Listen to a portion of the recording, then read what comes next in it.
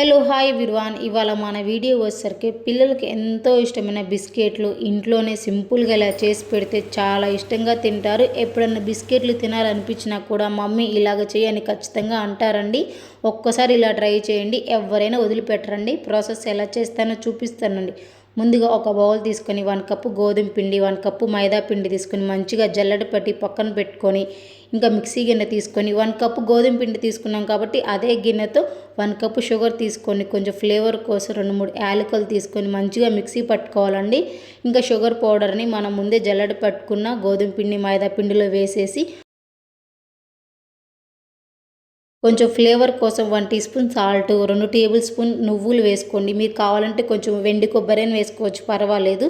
ఎండు కొబ్బరి వేసినా చాలా టేస్టీగా ఉంటుంది. అవన్నీ వేసిన తర్వాత ఒకసారి అట్లా కలిపేసి కొంచెం కొంచెం పాలు పోసుకొని 2 టేబుల్ స్పూన్ నెయ్యి వేసానండి. నెయ్యి వేస్తే చాలా బాగుంటుంది.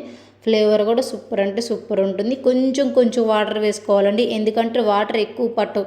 మనం షుగర్ వేసాం కాబట్టి ఆటోమేటిక్గా కొంచెం వాటర్ వేసుకుంటే పిండి ఊకనే మెత్తగా అయిపోతుంది. చూసారు కదా, అప్పటికే ఎంత చక్కగా మెత్తగా అయిపోయిందో. కొంచెం ఆయిల్ వేసి పైన అట్లా పూసేసి ఒక 10 నిమిషాలు పక్కన పెట్టుకుంటే కొంచెం పొంగుతుందండి పిండి. కొంచెం మనకి చేయి పెడితేనే తెలుస్తుంది పిండి పొంగిందా లేదా అని. పొంగపోతే ఒక 5 నిమిషాలు ఉంచండి, ఊకనే పొంగిపోతుంది.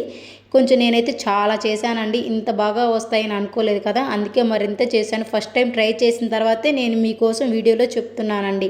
నేను ట్రై చేసా, చాలా నచ్చాయి కాబట్టే నేను చేస్తున్నాను. మీకు కూడా మీ పిల్లలకు నచ్చుతాయి కాబట్టి.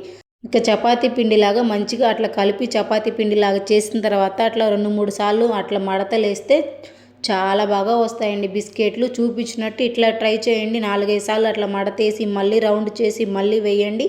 చూసారు కదా, చపాతీ కన్నా పల్సగా కాకుండా మరీ మందంగా కాకుండా మీడియంగా అట్లా రుద్దేసుకొని మీ ఇంట్లో ఏదైనా రౌండ్ షేప్ది ఉంటే తీసుకొని, నేనైతే కటన్స్ది రౌండ్ షేప్ది ఊడిపోయి ఉంటే మా ఇంట్లో నేను దాచిపెట్టానండి. నాకు ఈ విధంగా ఉపయోగపడుతుందని అస్సలు అనుకోలేదు. నాకైతే చాలా బాగా అనిపించింది, భలే ఉపయోగపడ్డదే నాకు అని.